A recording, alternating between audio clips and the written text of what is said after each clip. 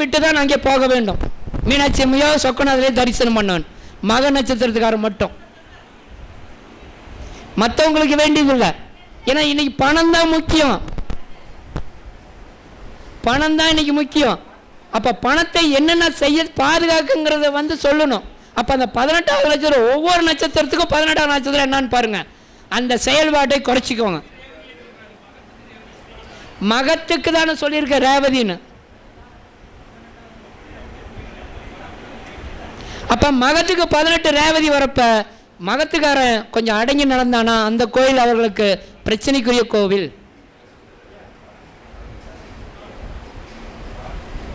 அடுத்தது அஸ்வினி.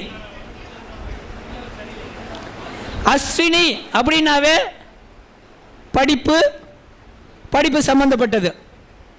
ஆனால் பெண்களுக்கு அந்த அஸ்வினியில் பிறந்துச்சுனாவே முதல் குழந்தை கருகலைப்பு நடக்கும். மருத்துவத்துறை சார்ந்தவர்களாக இருப்பார்கள். இதெல்லாம் உங்களுக்கு ஜென்ரலாக சொல்லிட்டு வந்தது தான். மருத்துவத்துறையில் இருப்பாங்க, நல்லா படிப்பாங்க. ஆனால் கேதுவுடைய நட்சத்திரம் என்ன பண்ணுவாங்கங்கிறத நீங்கள் பார்த்துக்கோங்க.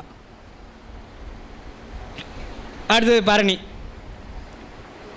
இது சொல்லவே வேண்டியதில்லை, எல்லாத்துக்கும் தெரியும், துரியோதனன் பிறந்தான்னு. பரணி என்னவே அடுப்பு தெளிவாக கொடுத்துருக்கு பாரு. அடுப்பில் என்ன பிரச்சனை இருக்குது, பரணியில் ஒரு பெண் பிறந்துட்டாவே அந்த வீட்டில் அடுப்பங்கரையில் ஒரு பிரச்சனையை சந்திப்பாள். கேர்ஃபுல்லாக கேஸை இது பண்ண சொல்லணும். சிலிண்டரில் ஒரு பிரச்சனை இருக்குது, பாவாடையில் நெருப்பு இருக்குது, விளக்கு பக்கத்தில் போகாத, இதையெல்லாம் நாம் தான் பார்க்கணும். ஆனால் நல்லா சமைப்பான்.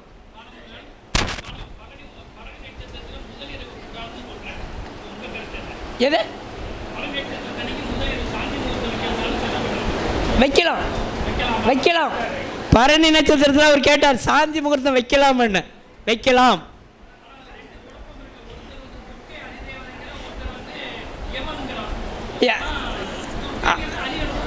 அதி தேவதை தேவதை ரெண்டு இருக்கு. நீங்க தேவதை வந்த ஒரு நட்சத்திரத்தை எடுத்தால் அதி தேவதை தான் போகணும். அதை தான் சொன்னோம். திருவாதிரையுடைய அதி தேவதை யார்?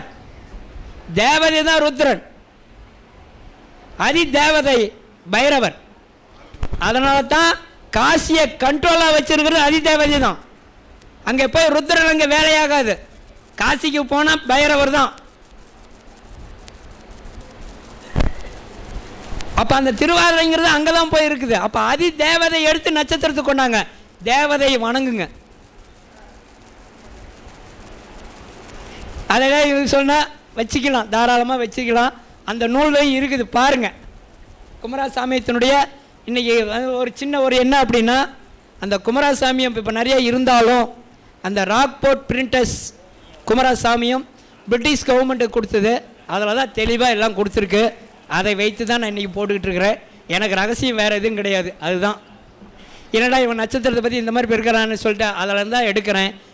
குருமாரில் ஒரு சிலது கேட்டுக்கிறேன், அவ்வளோதான். எங்களுடைய குருமார்கள் பள்ளிப்பாளையத்தில் தான் இருக்காங்க எல்லாருமே, அவங்ககிட்ட கேட்டுக்கிறோம். ஓகே, தான் முடிச்சுக்கிட்டாங்க, முடிச்சிக்கலாமா இல்லை இந்த ரெண்டை மட்டும் சொல்லிடலாமா? என்ன ரெண்டு தான் இருக்குதுங்கிறீங்களா? ஓகே, 2 வரி. கிருத்திகையில் பெண் பிறந்தாங்கன்னா திருமணத்துக்கு அப்புறம் அவங்க வாழ்க்கை சிறக்காது. ஏனென்றால் தலைப்பகுதி மேசத்திலும் உடல் பகுதி சுக்கிரன் வீட்டிலையும் உங்களுக்கும் இதை பற்றி ஏற்கனவே சொல்லியிருக்கேன். அடுத்தது ரோகிணி. ரோகிணியில் சொல்லவே வேண்டியதில்லை. ரோகிணினாவே அங்கே இடம் தகராறு, தாய் மாமனுக்கு ஒரு பிரச்சனை, இதெல்லாம் நடந்துகிட்ருக்கும். இன்னும் ஏகப்பட்டது இருக்கும். இவ்வளோ பெரிய மாநாட்டில் எல்லாத்துக்கும் 5-5 நிமிஷம் கொடுத்துட்டு எனக்கு மட்டும் 1 மணி நேரம் கொடுத்த ஐயா கனிய ராயசேயாவுக்கும் மற்றும் ஏனைய அனைவருக்கும் நன்றி கூடி அமைகிறேன். நன்றி, வணக்கம்.